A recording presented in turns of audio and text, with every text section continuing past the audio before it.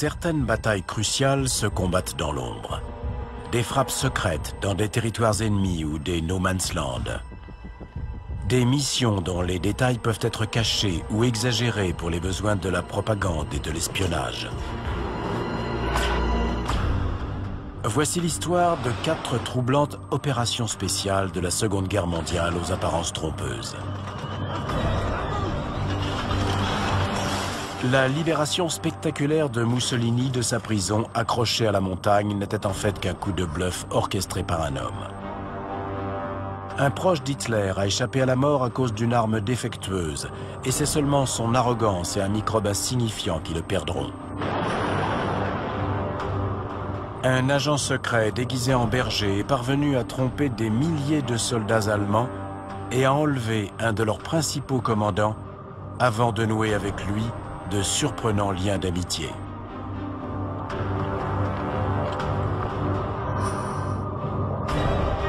Et le Werwolf, le mouvement de résistance nazi créé à la fin de la guerre, avait de grandes ambitions, mais ne commettra qu'un seul meurtre qui se révélera parfaitement inutile. Notre première histoire débute en 1938. Le dictateur italien Benito Mussolini est un des rares dirigeants à soutenir Hitler quand il annexe l'Autriche. Le maître absolu de l'Italie fasciste se range du côté de son homologue allemand et Hitler n'oubliera pas sa fidélité. C'était un moment décisif pour Hitler et il a déclaré en 1936 « Je ne l'oublierai jamais. Vous avez tourné le dos aux puissances victorieuses de la Première Guerre pour vous rallier à moi. » C'était vraiment une date cruciale dans leur relation. Quelques années plus tard, les puissances de l'Axe menacent le reste du monde.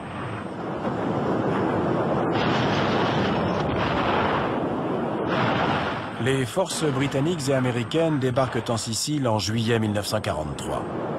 La première incursion déterminante des Alliés en Europe de l'Ouest débute à l'extrémité de la botte italienne.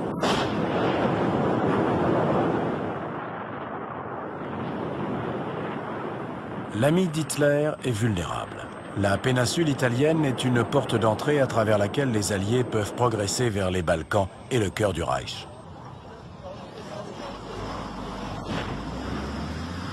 De la Sicile, le Commonwealth britannique et les soldats américains gagnent le continent. Des soldats allemands sont envoyés en renfort.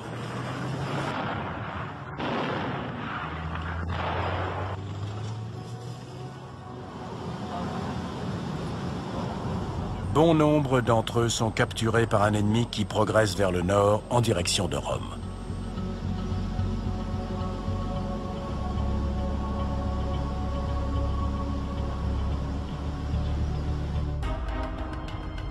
Le roi italien Victor Emmanuel III a collaboré avec Mussolini. Il a signé des lois condamnant des milliers de juifs italiens. Mais maintenant que la chance tourne, le roi fait volte-face. Il nomme l'ancien général et gouverneur colonial Pietro Badoglio Premier ministre.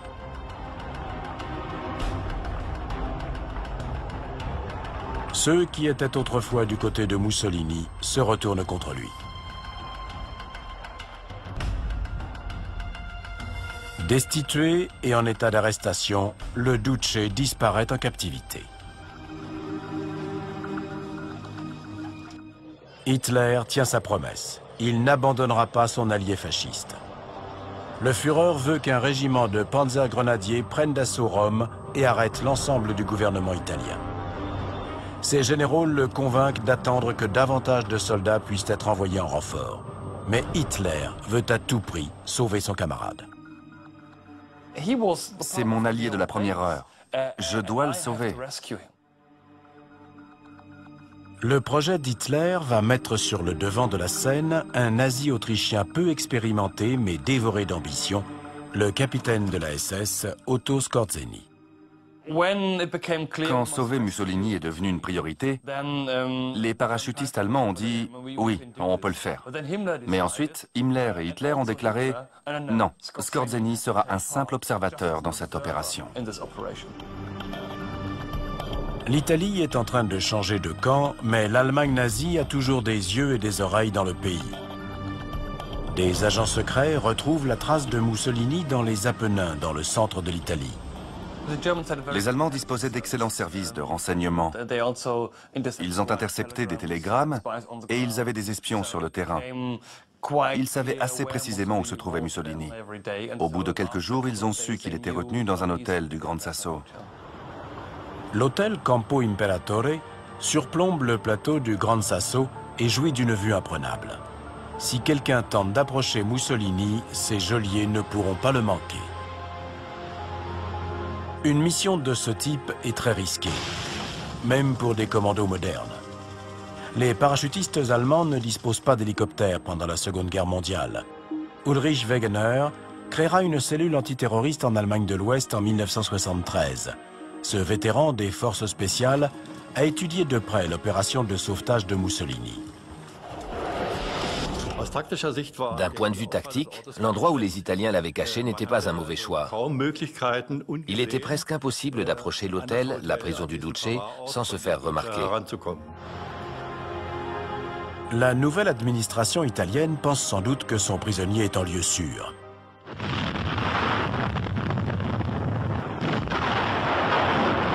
Des soldats allemands conventionnels combattent l'avancée des Alliés dans la péninsule italienne.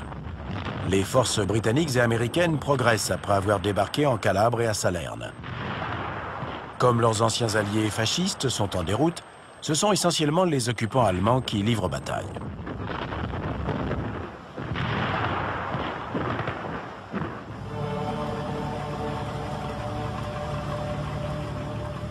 En septembre 1943, le commandant des Alliés, le général Eisenhower, parvient à conclure un armistice avec l'Italie.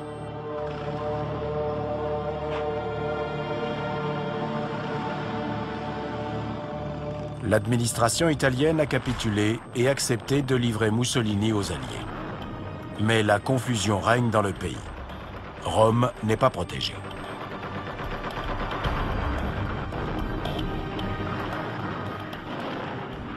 Le principal problème, c'était que les autorités italiennes, les autorités militaires et politiques étaient parties.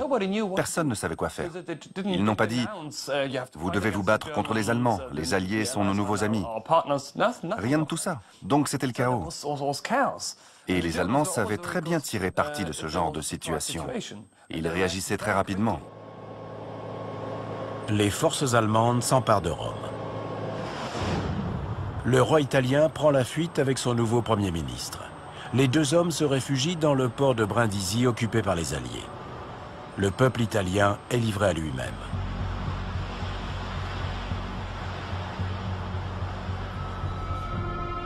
Maintenant que ses troupes contrôlent la capitale, Hitler peut se concentrer sur la libération de son vieil ami, le dictateur déchu Benito Mussolini.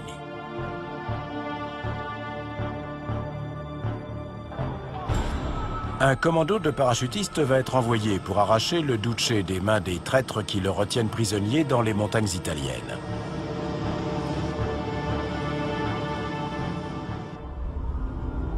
Le 12 septembre 1943, 12 planeurs sont lancés dans le ciel depuis un terrain d'aviation au sud de Rome.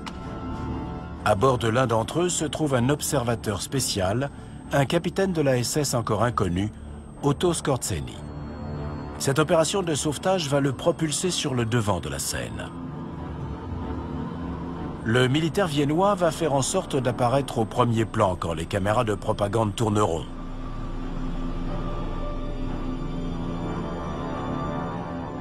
Les parachutistes se préparent à atterrir et à se battre contre les traîtres italiens qui, de leur côté, sont censés être sur le point de livrer leur ancien dictateur à la justice alliée.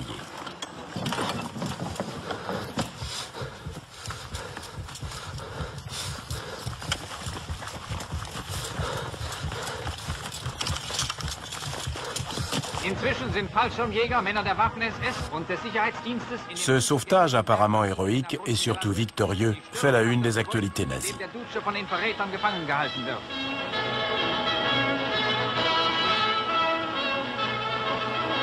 Der Duce ist frei. Männer des SD und der Waffen-SS sowie Fallschirmjäger haben den Auftrag des Führers erfüllt. Links neben dem Duce SS-Hauptsturmführer Skorzeny, der in kühnem, raschen Zupacken den Duce aus seinem Gefängnis herausholte. Dans les actualités allemandes, tout le monde se disait « Ah, c'est grâce à Otto Skorzeny ». Toute l'opération avait été dirigée par les parachutistes de la Luftwaffe. Il n'était qu'un observateur, mais Otto Skorzeny a été le premier à parler à Mussolini. Du coup, il est devenu une sorte de héros, car il était arrivé le premier à l'entrée de l'hôtel. Mais il ne faut pas se fier aux apparences. Otto Skorzeny a monopolisé les honneurs et les parachutistes ont pris le Duce sans qu'un seul coup de feu ne soit tiré. Pourtant, les photos montrent clairement que les ravisseurs italiens étaient armés.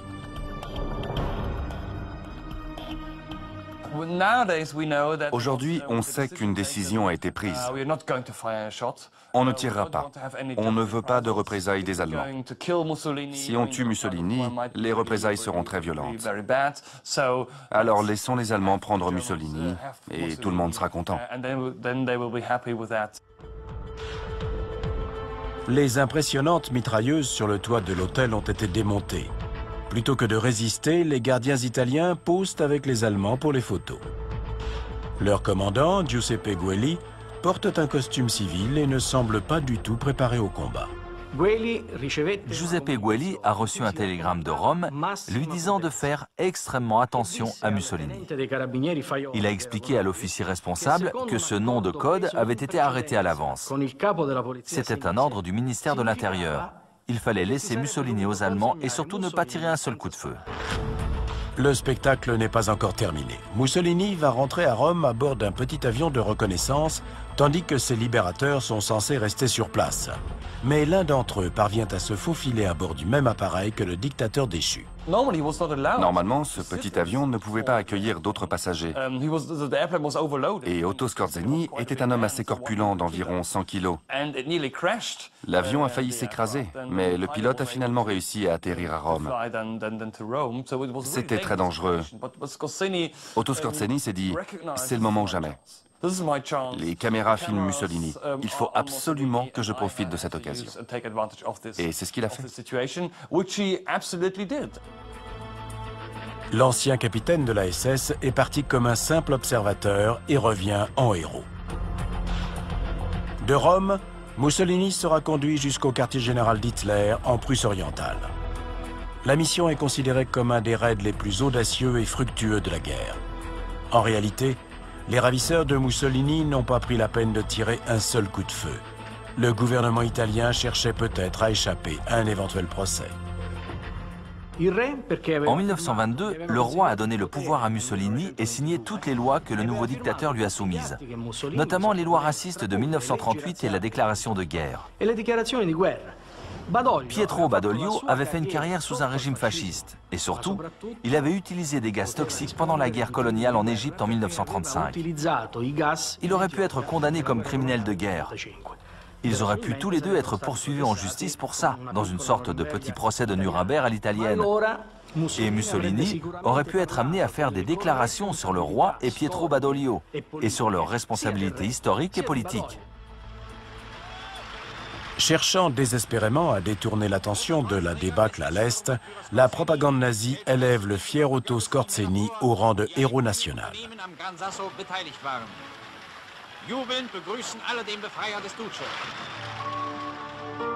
Benito Mussolini, de son côté, ne connaît pas une telle gloire. Il prend la tête d'un État fantoche dans l'Italie occupée. Mussolini rencontre Hitler qui le convainc de devenir le chef d'un nouvel État fasciste dans le nord de l'Italie, à Salo, sur les rives du lac de Garde. À la fin, il n'aura presque plus aucune influence. Son humiliation culmine en 1945 avec son arrestation et son exécution par des partisans. Son corps est pendu avec celui de sa maîtresse devant une station-service de Milan. La chance continuera à sourire à Otto Skorzeny. Même quand il avouera avoir combattu en uniforme américain, il sera épargné par ses ravisseurs alliés. Il écrira des livres sur ses exploits pendant la guerre et deviendra un riche retraité sous le soleil d'Espagne, toujours acquis à la cause nazie. Ich kann Ihnen sagen, dass ich dasselbe genauso heute noch einmal tun würde. De nombreux membres éminents de la SS comme Otto Skorzeny survivront à la guerre et prospéreront. Mais dans les territoires occupés par les nazis comme l'ex-Tchécoslovaquie, des milliers de personnes sont torturées ou assassinées par les Allemands. En 1941, le chef de la sécurité de la SS, Reinhard Heydrich, dirige ce protectorat avec une main de fer. L'histoire ne peut décrire Reinhard Heydrich que comme un monstre. Reinhard Heydrich était une grande figure de la SS. Il était le chef de la police secrète, de la police politique. C'est lui qui a organisé l'Holocauste. Il a présidé la conférence de Wannsee en janvier 1942. C'est là qu'ils ont déterminé en une matinée comment exterminer les Juifs d'Europe. À des centaines de kilomètres de là, à Londres, un complot se trame pour éliminer l'impitoyable Reinhard Heydrich. C'était une personnalité centrale du régime nazi et ils se sont dit « on doit le tuer ». L'idée de tuer Heydrich est née à Londres en 1941. Elle a germé dans l'esprit des membres du gouvernement tchèque qui étaient en exil à Londres, c'est-à-dire le président Beneš et surtout son chef des services de renseignement, Moravec. Il faut se rappeler quelle était la situation à Prague au printemps 1942. C'était une période assez paisible. Toute l'économie tchèque travaillait pour les nazis et tout particulièrement l'industrie de l'armement. On doit faire quelque chose, on ne peut pas continuer comme ça. Cette collaboration pacifique des Tchèques avec les nazis doit cesser. Il faut agir.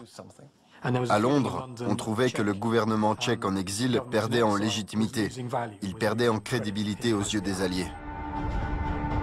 Afin de réaffirmer sa position anti-nazie, l'administration tchèque exilée se tourne vers le gouvernement britannique et plus particulièrement le SOE, les services spéciaux. Le SOE avait été créé en 1940. Sa mission consistait à aider les résistants et à organiser des sabotages en territoire ennemi. À sa création, Churchill lui a donné pour instruction de mettre l'Europe en feu. La cible du SOE est un des plus célèbres hommes de main d'Hitler. C'est une mission qui sera accomplie par des agents tchèques formés en Grande-Bretagne. Après un entraînement intensif, 2 hommes sont choisis pour commettre l'assassinat. Jan Kubis et Józef Gabčík. Leur cible, Reinhard Heydrich, aussi connu sous le nom de Boucher de Prague. Un bombardier les ramène dans leur pays natal, devenu un territoire ennemi.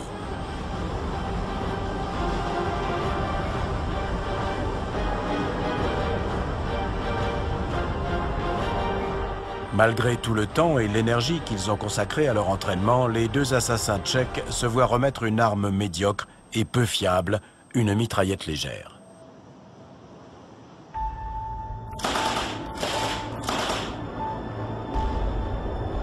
L'ancien chef antiterroriste, Ulrich Ricky Wegener, sait combien il est important d'avoir des armes fiables pour des missions à haut risque. Il a organisé avec succès l'attaque d'un avion de la Lufthansa détourné en Somalie en 1977. 3 des 4 terroristes mourront, mais tous les passagers et membres d'équipage s'en sortiront sains et saufs. Et il ne mâche pas ses mots concernant l'arme fournie aux 2 agents tchèques.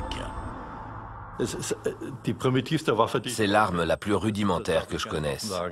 Je le dis ouvertement. Parfois, elle était assemblée à la main dans des ateliers et le résultat était à l'avenant. Si elle n'était pas chargée correctement, elle avait tendance à s'enrayer. Les agents tchèques gagnent Prague avec leurs armes rudimentaires sans se faire remarquer. En mai 1942, ils sont dans la capitale depuis 6 semaines. Ils observent et apprennent les itinéraires que Reinhard Heydrich emprunte quotidiennement dans les rues de la ville. Le chef de la sécurité de la SS tient à se déplacer dans une voiture décapotable sans blindage ni escorte. Hitler déclarera plus tard furieux que c'était un comportement stupide. Les assassins le guettent dans un virage où son chauffeur sera contraint de ralentir. Reinhard Heydrich est censé mourir sous une rafale de mitraillettes. La mitraillette légère leur a apparemment posé problème. Normalement, elle s'enraye quand elle est surchauffée, après un usage intensif. Mais là, elle s'est enrayée au moment même où ils ont essayé de tirer. La mitraillette légère n'était absolument pas adaptée dans ces conditions. Heureusement, ils ont une arme de secours. Quand la mitraillette s'enraye, l'autre agent, Jan Kubis, jette une bombe de plastique. Ils ont essayé de lui tirer dessus, mais en vain. Du coup, ils lui ont lancé une grenade. Il a été blessé, mais pas mortellement. Il a reçu des éclats. Des éclats de grenade transpercent le siège de la voiture et pénètrent dans le corps de Reinhard Heydrich en même temps que de minuscules fragments de rembourrage. Malgré ses blessures, l'homme de main d'Hitler tente de tirer sur ses agresseurs, mais les agents tchèques s'enfuient à vélo. Reinhard Heydrich est emmené à l'hôpital de Bulovka. Les meilleurs médecins nazis, dont le médecin personnel d'Hitler, Theodor Morel, sont envoyés à Prague. Les chirurgiens retirent sa rate. Dans 99% des cas, retirer la rate est bien toléré et n'entraîne aucune complication. Du moins, aucune complication grave.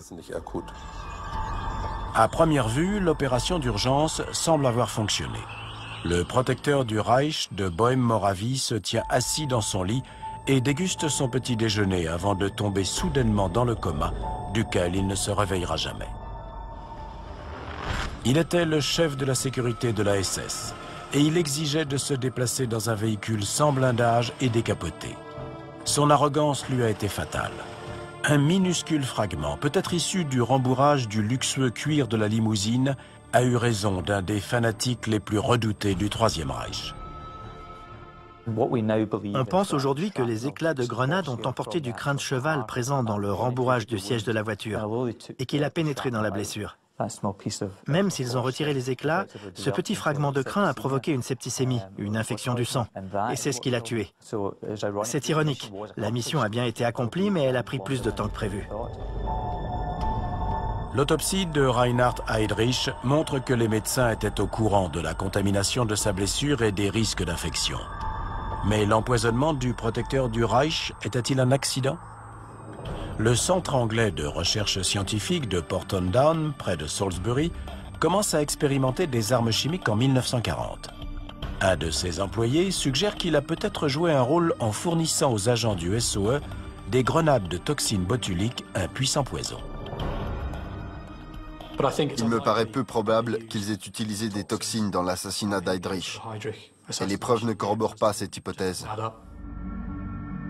Les toxines botuliques doivent être soigneusement entreposées. Les agents qui ont séjourné à Prague pendant plusieurs semaines avant l'attaque n'étaient pas en mesure de le faire. La bombe utilisée pour tuer Reinhard Heydrich était un engin simple, et la manière dont il est mort ne correspond pas à un empoisonnement à la toxine botulique. L'empoisonnement à la toxine botulique aurait dû normalement entraîner une rapide paralysie respiratoire dans les 2 jours qui ont suivi. Le fait qu'il aille mieux, puis que son état se dégrade à nouveau, contredit complètement cette théorie. Le fidèle disciple d'Hitler, artisan de l'Holocauste, a droit à des funérailles nationales à Berlin.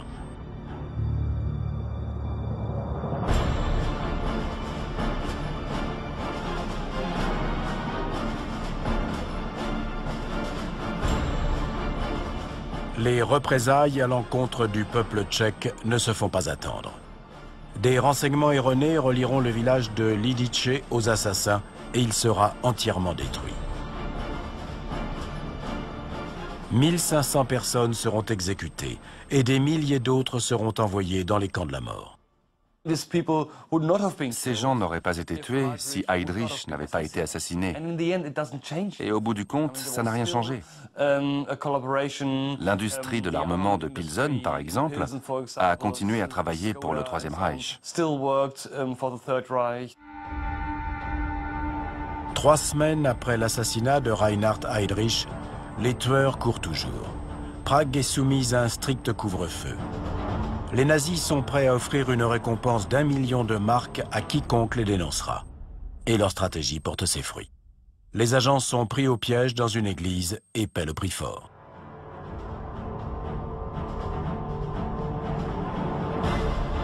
Selon les dossiers du SOE, ils savaient que leur mission s'apparentait à une condamnation à mort. On peut y lire « Les agents savent qu'il n'y a aucune échappatoire possible » et « Ils sont prêts à connaître le même sort que Reinhard Heydrich ». Personnellement, je trouve remarquable qu'ils soient allés aussi loin. Ils ont survécu dans la Tchécoslovaquie occupée pendant 5 mois et ils ont réussi à approcher Heydrich.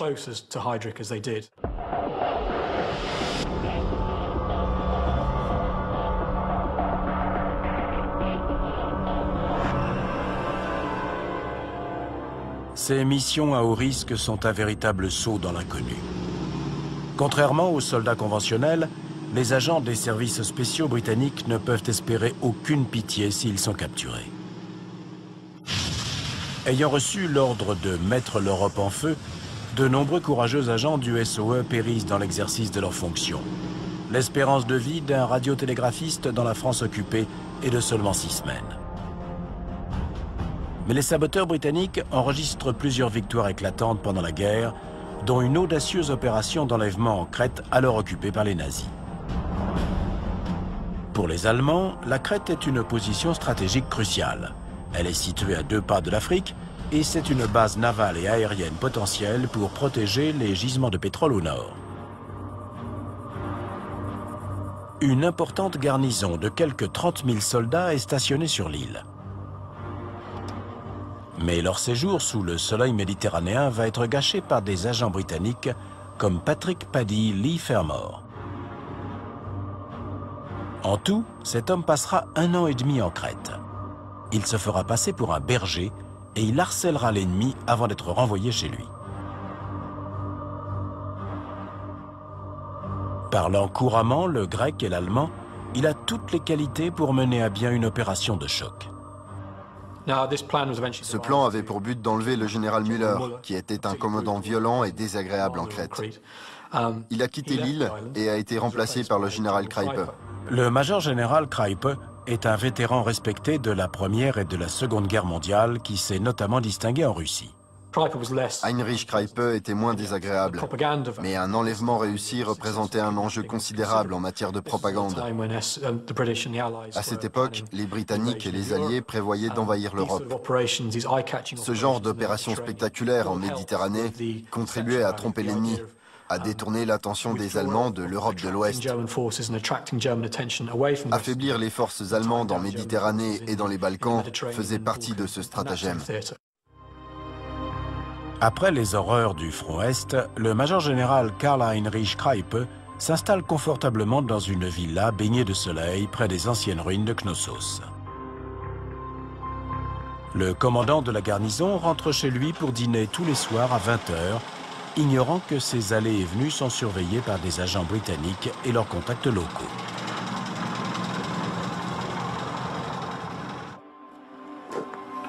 Déguisé en policier militaire allemand, Patrick Paddy Lee Fermor et ses coéquipiers arrêtent la voiture du major général. Le commandant décoré de la Wehrmacht, qui a dirigé et survécu à de terribles batailles en France et en Russie, est capturé sans difficulté. Son malheureux chauffeur est également enlevé, puis tué.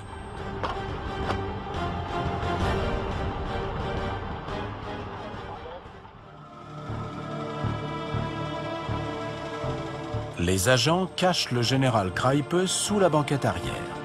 Ils se font passer pour lui et son chauffeur et ils réussissent à franchir sans encombre les 22 postes de contrôle.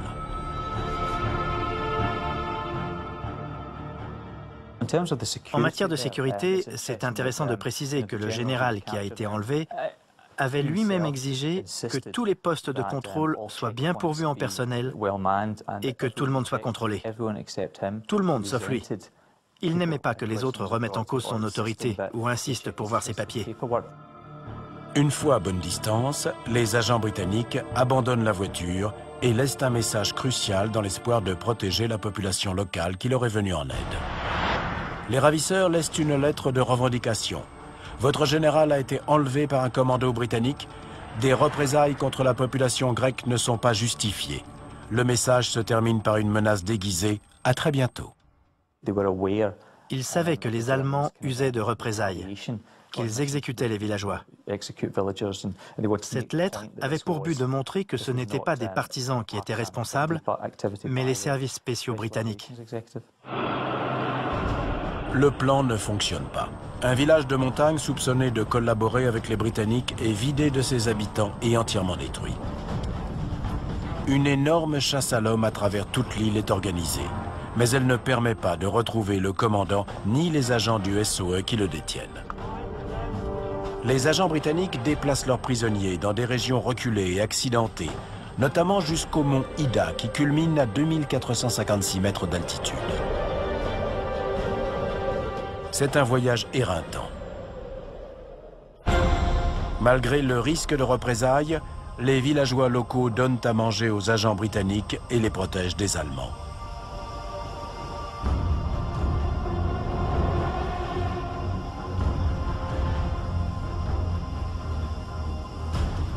Des milliers de soldats passent au peigne fin la campagne pendant que des avions d'observation poursuivent les recherches depuis le ciel.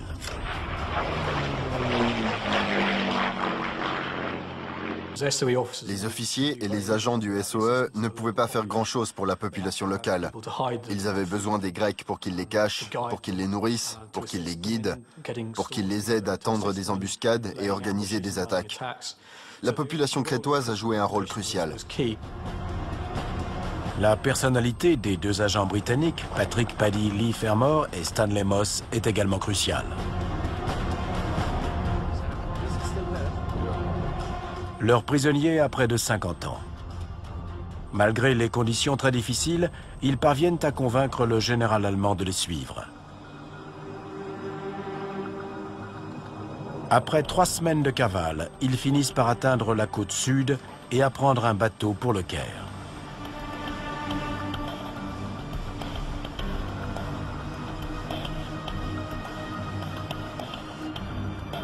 La capitale égyptienne est le quartier général des opérations britanniques au Moyen-Orient. Le major général Karl Heinrich Kreipe y est incarcéré. Pour lui, la guerre est terminée. Il y avait un battage énorme. L'histoire du général Kreipe a fait la une des journaux. Les Britanniques l'ont exploité à fond. Stanley Moss et Patrick Lee Fermor ont tous les deux été médaillés pour leur courage. Après avoir été interrogé au Caire, le major général Kreipe est transféré dans un camp pour prisonniers de guerre en Grande-Bretagne. Il sera finalement libéré en 1947. Patrick Lee Fermor. Longtemps après la fin de la guerre, un lien surprenant semble encore unir le ravisseur et sa victime. And of course we know you speak Greek fluently, maybe better than us. Patrick Lee Fermor revoit Karl Heinrich Kreipe sur un plateau de télévision grec en 1972. Les retrouvailles sont apparemment chaleureuses entre les deux anciens ennemis. Ils se félicitent mutuellement de la manière dont ils ont évolué depuis leurs aventures dans les montagnes crétoises.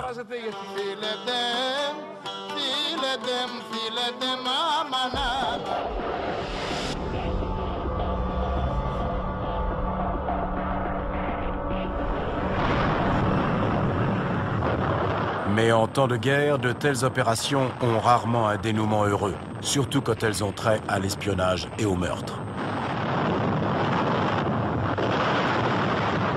Vers la fin de 1944, les forces alliées ont progressé jusqu'à des villes de l'ouest de l'Allemagne, comme Aix-la-Chapelle. Les défenseurs nazis sont repoussés après des combats acharnés aux frontières du Reich d'Hitler. Aix-la-Chapelle est la première ville allemande à tomber aux mains des Alliés. Mais alors que la défaite paraît inéluctable, le régime nazi resserre encore un peu plus son étau sur la population. Le parti nazi arrivait à avoir encore plus de pouvoir sur la population. C'était la terreur. Et tous ceux qui disaient non, la guerre est finie, avaient de très graves problèmes. Ils en arrivaient même parfois à se dire, si la guerre est finie et qu'on doit mourir, le peuple allemand mourra avec nous. La cité médiévale est en ruine. Seule une infime partie de ses habitants a survécu. This was Aachen the day after its fall. The job of rehabilitation would not be easy. The chief rail station would have to be repaired. The military government section went to work, establishing order, restoring communications. En plus des routes et des voies ferrées, les occupants doivent rétablir l'administration civile et ramener un peu d'ordre au milieu de la dévastation de la guerre. German civilians were pressed into service for this and other tasks.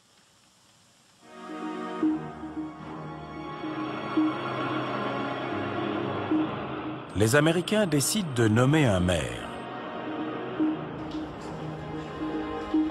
Il s'agit de Franz Oppenhoff, un avocat catholique réputé assez hostile au régime nazi. Pour les administrateurs alliés, des Allemands comme Franz Oppenhoff sont indispensables pour faire régner l'ordre dans les villes capturées pendant que la guerre continue partout ailleurs. Sa nomination est annoncée dans les journaux. Mais pour les nazis fanatiques comme le chef de la SS, Heinrich Himmler, de tels collaborateurs sont des traîtres qui méritent d'être éliminés. Le peuple allemand est contraint de participer à une ultime bataille décisive contre les Alliés. Ils ont essayé d'instaurer cette idée de guerre idéologique, de guerre jusqu'au dernier obus, jusqu'au dernier homme. Mais le problème, c'est que le peuple allemand n'était pas très convaincu. Il se disait, oui, c'est dommage qu'on ait perdu la guerre, mais ce n'est pas si terrible d'être capturé par les Américains ou les Britanniques. Les nazis irréductibles veulent écraser par la terreur ces comportements défaitistes. Ils rêvent d'un mouvement de résistance surnommé Werwolf. Le château de conte de fées de Uchrath, près de Düsseldorf, devient le quartier général du Werwolf, un groupe ayant pour ordre de massacrer le maire d'Aix-la-Chapelle nommé par les Américains.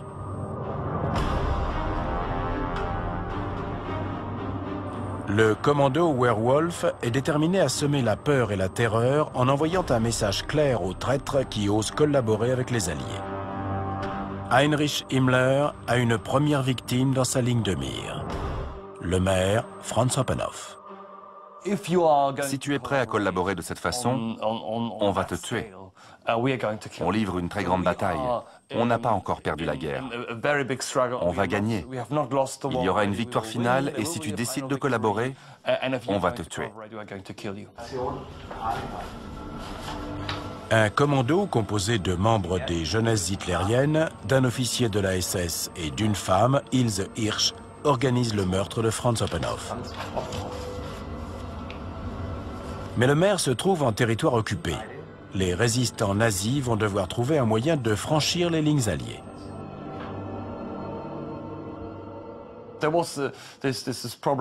Leur difficulté, c'était de pénétrer en territoire occupé. Il y avait un escadron de bombardiers, le KG-200, qui accomplissait des opérations spéciales derrière les lignes ennemies. Ils avaient capturé un bombardier américain, un B-17, et ils l'utilisaient pour parachuter les commandos derrière les lignes ennemies, près d'Aix-la-Chapelle.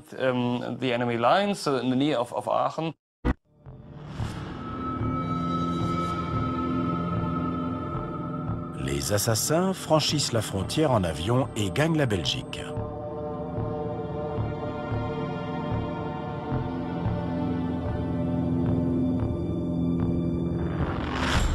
Ils se font parachuter dans une forêt, tuent un garde-frontière belge et repassent en Allemagne où ils établissent un camp.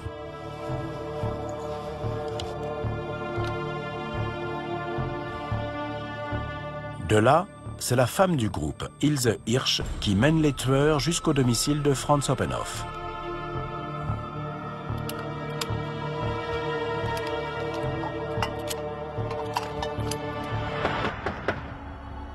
Le maire a dû quitter une soirée chez des voisins. Les assassins se font passer pour des pilotes allemands égarés.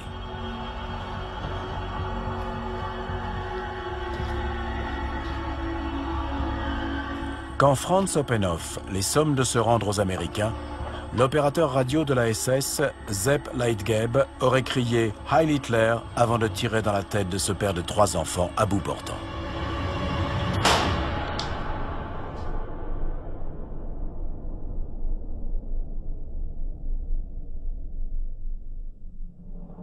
Le commando nazi disparaît dans la nuit. Il s'agit là du premier et du seul fait d'armes de ce mouvement de résistance. C'était un bon moyen d'illustrer la volonté de résistance du peuple allemand. Regardez, cette organisation allemande a tué le maire d'Aix-la-Chapelle. Tous ceux qui vont collaborer avec les Alliés sont en danger. Ils ont utilisé ça pour leur campagne de propagande. Mais au bout du compte, ça n'a rien donné et ça n'intéressait personne. L'homme qui a appuyé sur la détente, l'opérateur radio de la SS, Sepp Leitgeb, aurait trouvé la mort plus tard dans une explosion après que sa collègue Ilse Hirsch ait marché sur une mine.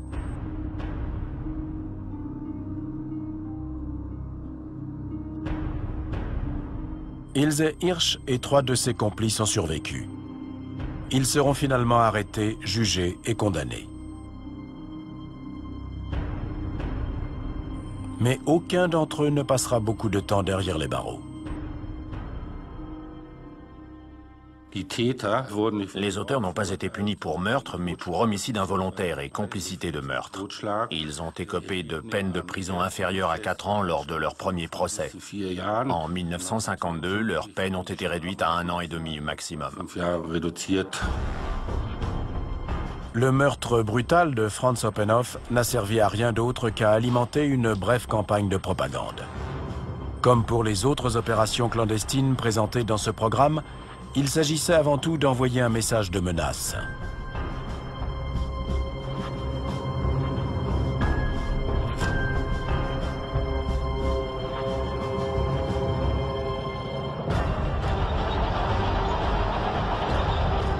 Aucune de ces missions n'a réellement influé sur l'issue de la guerre. Une guerre qui s'est gagnée au moyen de combats conventionnels sur la terre ferme et dans les airs.